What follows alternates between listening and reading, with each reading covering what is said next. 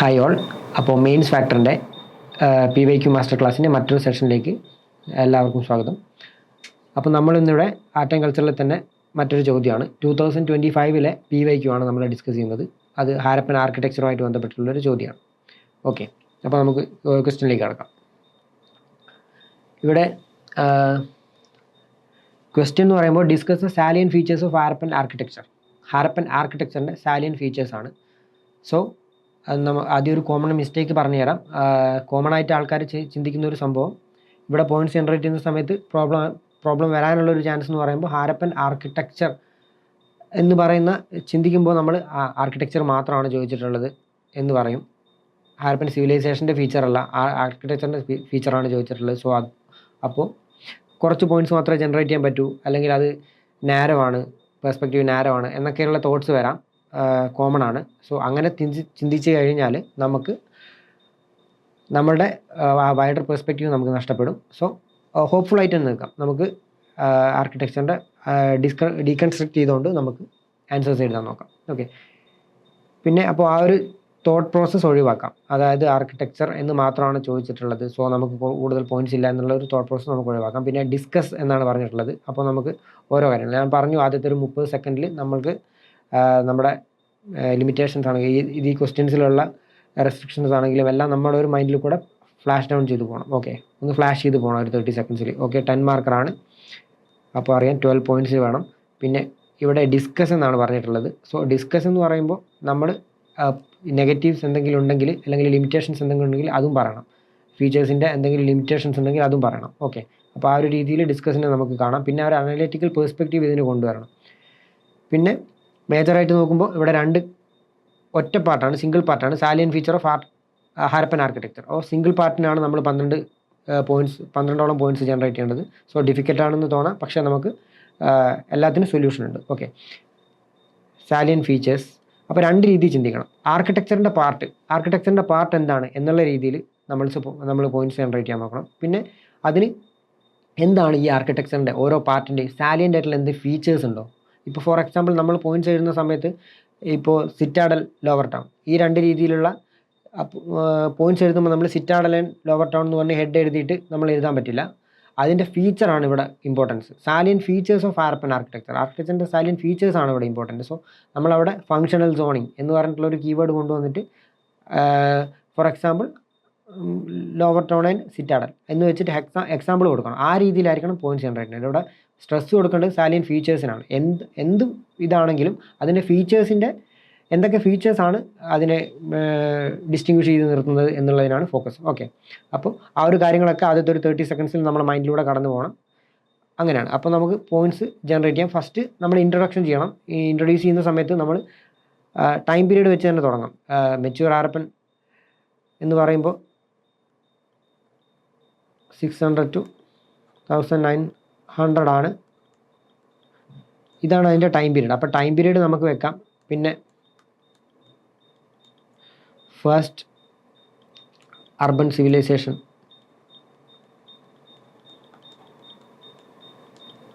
In India അങ്ങനെ വെക്കാം. അപ്പോൾ ഇതുപോലുള്ള 1, 2, 3 കാര്യങ്ങൾ വെച്ചിട്ട് എന്നിട്ട് പിന്നെ നമുക്ക് ക്വസ്റ്റ്യനായിട്ടൊന്ന് ലിങ്ക് ചെയ്യാം. ഇപ്പോൾ ഫോർ എക്സാമ്പിൾ ഇതിൻ്റെ time period Harappan civilisation was mature Harappan civilisation അല്ലെങ്കിൽ Harappan civilisation was the first urban civilisation in India stretching from 2600 BC to 1900 BC എന്നുള്ളൊരു ഇൻട്രൊഡക്ഷൻ വെച്ചിട്ട് അതിനെ നമ്മുടെ ക്വസ്റ്റ്യനായിട്ട് കണക്ട് ചെയ്യാം. Which has many features like distinguished by architecture, അല്ലെങ്കിൽ എന്താ പറയുക, ഇൻക്രീസ്ഡ് അറ്റൻഷൻ ടു സാനിറ്റേഷൻ, അങ്ങനെയൊക്കെ പറഞ്ഞിട്ട് നമുക്ക് ഇതിനെ ഇൻട്രൊഡ്യൂസ് ചെയ്യാൻ പറ്റും. ഓക്കെ, അപ്പോൾ ഇൻട്രൊഡക്ഷൻ നമുക്ക് അങ്ങനെ ചെയ്യാൻ പറ്റും. ഇതുപോലുള്ള 1-2 ഫാക്ച്വൽ ആയിട്ടുള്ള കാര്യങ്ങൾ വെച്ചുകൊണ്ട് നമുക്ക് ഇൻട്രൊഡ്യൂസ് ചെയ്യാൻ പറ്റും. പിന്നീട് ഇൻട്രൊഡ്യൂസ് ചെയ്തതിന് ശേഷം നമുക്ക് അവൈലബിൾ ആയിട്ടുള്ള സ്പേസ് അതിനെ നമ്മൾ 2-3 ലൈനിൽ ഇൻട്രൊഡ്യൂസ് ചെയ്യും, കൺക്ലൂഡ് ചെയ്യും. അറിയാം ഒറ്റ പാർട്ടാണുള്ളത്. ആ ഒരു ഒറ്റ പാർട്ട് നമുക്ക് ഇങ്ങനെ പാർട്ടിൻ്റെ ഹെഡ് നമുക്ക് ഇവിടെ വയ്ക്കാം. Salient features of Harappan architecture എന്ന് പറഞ്ഞിട്ട് ഇവിടെ വയ്ക്കാം. പിന്നെ ഇവിടെ ഒരു മാപ്പ് കൊടുക്കാൻ പറ്റും. മാപ്പിൽ നമുക്ക് എക്സ്റ്റെൻഡ് ഓഫ് ഹാരപ്പ,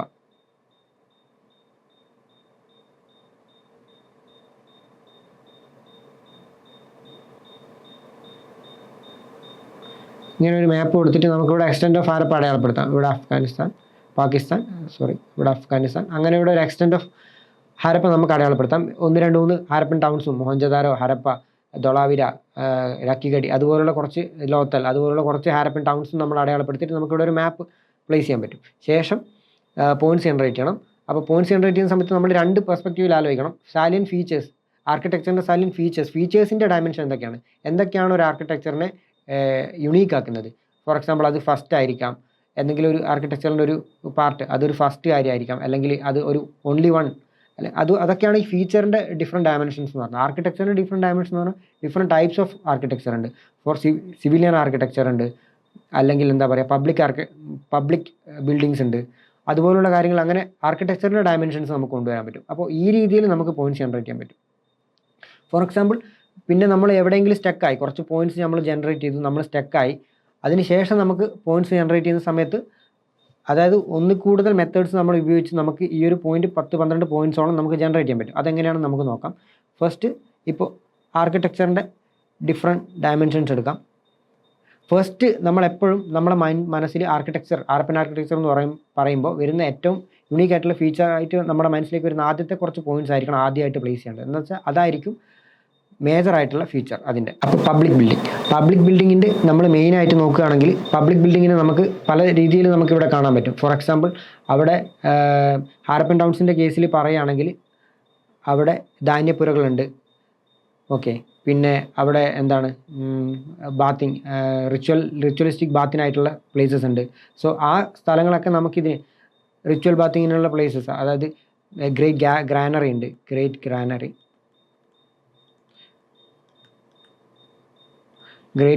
ഉണ്ട്, പിന്നെ ഗ്രേറ്റ് ബാത്ത് ഉണ്ട്. ഇതൊക്കെ ഇതിൻ്റെ ഫീച്ചറാണ്. ഗ്രേറ്റ് ഗ്രാനറി ആണെങ്കിലും ഗ്രേറ്റ് ബാത്ത് ആണെങ്കിലും ഇതൊക്കെ ഇതിൻ്റെ ഫീച്ചറാണ്. പിന്നെ ഇവിടെ യൂസ് ചെയ്തിട്ടുള്ള മെറ്റീരിയലിൻ്റെ അടിസ്ഥാനത്തിൽ നമുക്ക് ഹാരപ്പൻ ആർക്കിടെക്ചറിനെ തിരിക്കാം. മെറ്റീരിയൽസ് യൂസ്ഡ്, അതിൻ്റെ അടിസ്ഥാനത്തിൽ നമുക്ക് അതിൻ്റെ ഫീച്ചേഴ്സ് പോയിൻ്റ് ഔട്ട് ചെയ്ത് എഴുതാൻ പറ്റും. ഒന്ന് സ്റ്റാൻഡേർഡൈസ്ഡ്,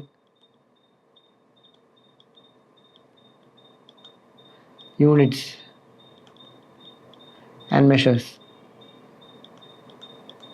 ഇതൊരു എഞ്ചിനീയറിംഗ് ടെക്നിക്ക് കൂടെയാണ്. സ്റ്റാൻഡേർഡൈസ്ഡ് യൂണിറ്റ്സ് ആൻഡ് മെഷർ, ആ രീതിയിൽ നമുക്ക് എഴുതാൻ പറ്റും. പിന്നെ നമ്മളൊരു ഹാരപ്പൻ ടൗണിലൂടെ പോകുമ്പോൾ നമ്മൾ കാണുന്ന ഓരോ സ്ഥലങ്ങൾ ഇപ്പോൾ ടൗൺസ് ആണെങ്കിൽ എങ്ങനെയാണ് ടൗൺസ് ഗ്രിഡ് പാറ്റേണിലാണ് ടൗൺസ് ഒക്കെ. ഗ്രിഡ് പാറ്റേൺ അതൊരു കീവേഡാണ്. ഗ്രിഡ് പാറ്റേണിലാണ് ടൗൺ അറേഞ്ച് ചെയ്തിരിക്കുന്നത്. പിന്നെ റോഡ്സ് ഇൻ്റർസെക്റ്റിംഗ്,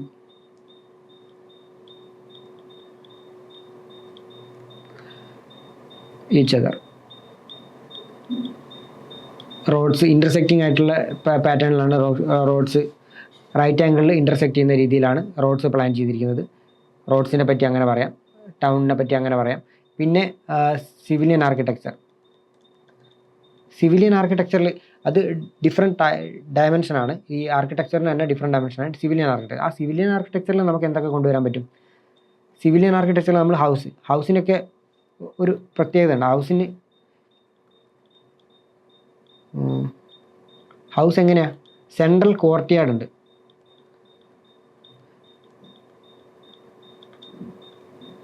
ഇതൊക്കെ അവിടുത്തെ യൂണീക്ക് ഫീച്ചറാണ്. എന്താണെന്ന് വെച്ചാൽ നമ്മൾ അതിനു മുമ്പ് ഇങ്ങനൊരു സിസ്റ്റം നമ്മൾ എവിടെയും കണ്ടിട്ടില്ല. ചിലതൊക്കെ 2 സ്റ്റോറീഡാണ്.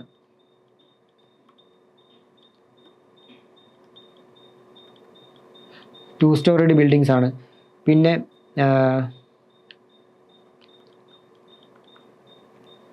ടോയ്ലറ്റ്സ്, ഇപ്പോൾ പോലും പല സ്ഥലങ്ങളിലും ടോയ്ലറ്റ്സ് ഹൗസുമായിട്ട് ചേർന്നിട്ട് ടോയ്ലറ്റ്സ് ഇല്ല. പക്ഷേ അപ്പോൾ ടോയ്ലറ്റ്സ് ഹൗസുമായിട്ട് ചേർന്നിട്ട് ടോയ്ലറ്റ്സ് ഉണ്ടായിരുന്നു. പ്രൈവറ്റ് വെൽസ് ഉണ്ടായിരുന്നു. പിന്നെന്താ, അതുപോലുള്ള ഒരുപാട് കാര്യങ്ങൾ ഹൗസിനെ ഡിസ്റ്റിങ്വിഷ് ചെയ്ത് നിർത്തുന്നുണ്ട്. പിന്നെ മേജറായിട്ട് സാനിറ്റേഷൻ, അവിടുത്തെ ഏറ്റവും വലിയൊരു ആർക്കിടെക്ചറൽ ഫീച്ചറായിരുന്നു സാനിറ്റേഷൻ്റെ ഒരു ആർക്കിടെക്ചറൽ ഫീച്ചറാണ് നമ്മളുടെ ഡ്രെയിനേജ് സിസ്റ്റം.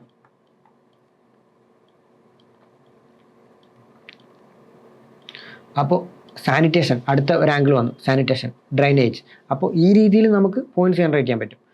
പിന്നെ സാനിറ്റേഷൻ കഴിഞ്ഞാൽ സാനിറ്റേഷൻ നമുക്ക് എലാബറേറ്റ് ചെയ്യാൻ പറ്റും. അവിടെ പോത്ത് ഹോൾസ് ഉണ്ടായിരുന്നു, പോത്ത് ഹോൾസ് അല്ലെങ്കിൽ ഇൻസ്പെക്ഷൻ ഹോൾസ്.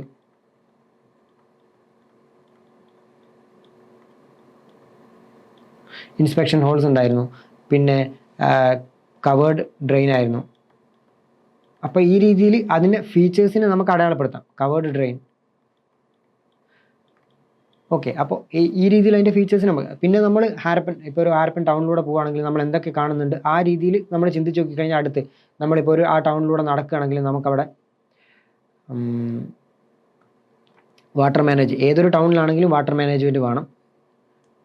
വാട്ടർ മാനേജ്മെൻറ്റ് ആ ഒരു ഹെഡിങ് കൊടുക്കാം, വാട്ടർ മാനേജ്മെൻറ്റ് എന്ന് ഹെഡിങ് കൊടുക്കാം. അതിൽ ആർക്കിടെക്ചറിൻ്റെ പങ്ക് എന്താണ്? വാട്ടർ ഹാർവെസ്റ്റിംഗ്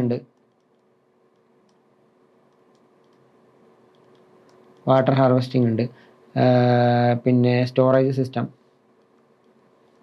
എക്സാമ്പിളായിട്ട് ധോളാവിര കൊടുക്കാം.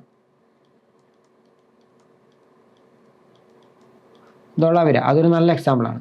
ഈ വാട്ടർ ഹാർവെസ്റ്റിംഗ് ആണെങ്കിലും അല്ലെങ്കിൽ റിസർവോയേഴ്സ് ആണെങ്കിലും, റിസർവോയേഴ്സ് ഇവിടെ കൊടുക്കാം. റിസർവോയേഴ്സ് ആണെങ്കിലും അത് ധോളാവിരയിൽ കാണാൻ പറ്റും. പിന്നെ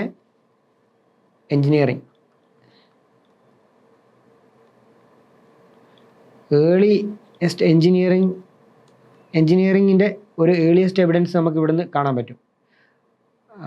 ഫോർ എക്സാമ്പിൾ നമുക്ക് അവിടുത്തെ പോർട്സ്, പബ്ലിക് ബിൽഡിങ്,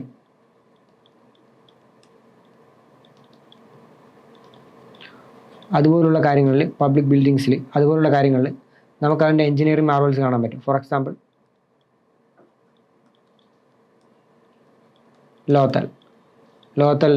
ലോത്തലിലെ ആ ഒരു പോർട്ടിൽ നമുക്കത് കാണാൻ പറ്റും. സോ ഈ രീതിയിൽ നമുക്ക് പോയിന്റ്സ് ജനറേറ്റ് ചെയ്യാൻ പറ്റും.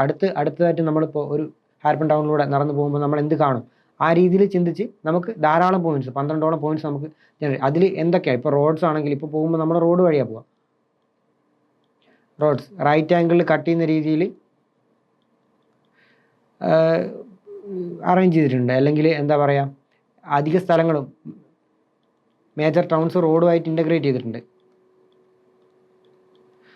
പിന്നെ ഓൾറെഡി പറഞ്ഞിട്ടുള്ള ഫങ്ഷണൽ സോണിങ് ഉണ്ട്.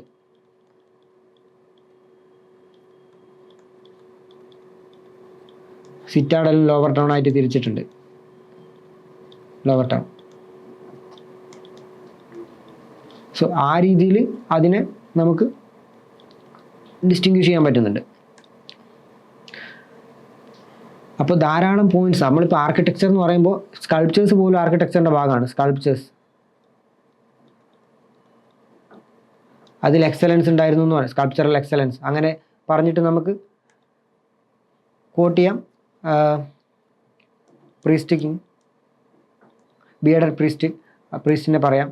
പിന്നെ മദർ ഗോഡസിൻ്റെ സ്റ്റാച്ചു ആണെന്ന് തോന്നുന്നു, സ്റ്റാച്ചു. അപ്പോൾ ആ രീതിയിൽ പറയാം. പിന്നെ എന്താ പറയുക, മെറ്റലർജി ഒക്കെ ഒരു ആർക്കിടെക്ചറിൻ്റെ ഒക്കെ തന്നെ ഒരു ഭാഗമായിട്ട് വരുന്നതാണ്. മെറ്റലർജിക്ക് നമുക്ക് പറയാൻ പറ്റും. അപ്പോൾ മെറ്റലർജി പറയുമ്പോൾ നമുക്ക് ഡാൻസിങ് ഗേളിനെ പറയാം. സോ ഈ രീതിയിൽ അവരുടെ യുണീക്നെസ്സിനായിരിക്കണം നമ്മൾ ഇമ്പോർട്ടൻസ് കൊടുക്കേണ്ടത് അവിടുത്തെ. സോ ആ രീതിയിൽ നമുക്ക് പോയിന്റ്സ് ജനറേറ്റ് ചെയ്യാൻ പറ്റും. പിന്നെ കൺക്ലൂഡ് ചെയ്യുന്ന സമയത്ത് നമ്മൾ ഓൾ ടുഗദർ ഇൻട്രൊഡക്ഷനിൽ ഓൾറെഡി പറഞ്ഞു 2600 to 1900 BC ആർ.എസ്. ശർമ്മ പറഞ്ഞിട്ടുള്ള ഫസ്റ്റ് ഫേസ് ഓഫ് അർബനിസം. ഇത് ആർ.എസ്. ശർമ്മ പറഞ്ഞിട്ടുള്ളതാണ്. ഇത് നമുക്ക് ഇൻട്രൊഡക്ഷനിൽ കോട്ട് ചെയ്യാം. ആർ.എസ്. ശർമ്മ പറഞ്ഞു എന്ന് പറഞ്ഞിട്ടാണ് നമുക്ക് കോട്ട് ചെയ്യാൻ പറ്റും. പിന്നെ ഓൾറെഡി പറഞ്ഞിട്ടുണ്ട് പ്ലാനിങ് പറഞ്ഞിട്ടുണ്ട്. സെൻട്രലൈസ്ഡ് പ്ലാനിങ് ആയിരുന്നു എന്ന് പറഞ്ഞിട്ടുണ്ട്. പിന്നെ അവിടുത്തെ പ്ലാനിങ്ങിൻ്റെ സയൻറ്റിഫിക് പ്ലാനിങ് ആയിരുന്നു എന്ന് പറഞ്ഞിട്ടുണ്ട്. സയൻറ്റിഫിക് പ്ലാനിങ് അതൊക്കെ അവിടുത്തെ പ്ലാനിങ്ങിൻ്റെ ഒരു ഫീച്ചറാണ്, സയൻറ്റിഫിക്. പിന്നെ building materials use standardised brick, അത് പറഞ്ഞിട്ടില്ല. Standardised brick. പിന്നെ എൻജിനീയറിങ്ങിൻ്റെ കാര്യം പറഞ്ഞിട്ടുണ്ട്. പിന്നെ പബ്ലിക് ബിൽഡിങ്സ് അത് പറഞ്ഞിട്ടുണ്ട്. റെസിഡൻഷ്യൽ ബിൽഡിങ്സ് പറഞ്ഞിട്ടുണ്ട്. റെസിഡൻഷ്യൽ ബിൽഡിങ്ങിൽ പ്രൈവസീൻ്റെ കാര്യം പറഞ്ഞിട്ടില്ല. പ്രൈവസി അവിടെ ഒരു യൂണീക്നെസ് ആയിരുന്നു അവിടുത്തെ റെസിഡൻഷ്യൽ ബിൽഡിങ്ങിന്. എന്താ വെച്ചാൽ പ്രൈവസിക്ക് ഇമ്പോർട്ടൻസ് കൊടുത്തിട്ടായിരുന്നു അവരുടെ പിന്നെ ഹൗസസ് ഒക്കെ നിർമ്മിച്ചിട്ടുണ്ടായിരുന്നത്. There is no window facing റോഡ്സിന് ഫേസ് ചെയ്തുകൊണ്ട് ഒറ്റ വിൻഡോ പോലും ഉണ്ടായിരുന്നില്ല. പിന്നെ വാട്ടർ മാനേജ്മെൻറ്റിൽ പറഞ്ഞിട്ടുണ്ട്, ഇതോളം അവർ പറഞ്ഞിട്ടുണ്ട്. സാനിറ്റേഷൻ പറഞ്ഞിട്ടുണ്ട്, അർബൻ ഡിസൈൻ പറഞ്ഞിട്ടുണ്ട്, പിന്നെ സ്റ്റാൻഡർഡൈസേഷൻ പറഞ്ഞിട്ടുണ്ട്, യൂണിറ്റ് മെഷേഴ്സ് പറഞ്ഞിട്ടുണ്ട്. യൂട്ടിലിറ്റിക്ക് ഇമ്പോർട്ടൻസ് ആയിരുന്നു. അവർ യൂട്ടിലിറ്റിക്കായിരുന്നു ഡെക്കറേഷനേക്കാൾ ഇമ്പോർട്ടൻസ് കൊടുത്തിട്ടുണ്ടായിരുന്നത്. സോ യൂട്ടിലിറ്റി ഓറിയൻറ്റഡ് ആയിട്ടുള്ള ഫങ്ഷണൽ ബിൽഡിംഗ് ആയിരുന്നു അവിടെ ഉണ്ടായിരുന്നത്. പിന്നെ സയൻറ്റിഫിക് പ്ലാനിംഗ് ആയിരുന്നു, ഓൾറെഡി പറഞ്ഞിട്ടുണ്ട്. എൻവയോൺമെൻറ്റൽ അഡാപ്റ്റേഷൻ അത് പറഞ്ഞിട്ടില്ല. റേസ്ഡ് പ്ലാറ്റ്ഫോമിലായിരുന്നു അവരുടെ റേസ്ഡ് പ്ലാറ്റ്ഫോം, ഫോർട്ടിഫിക്കേഷൻ,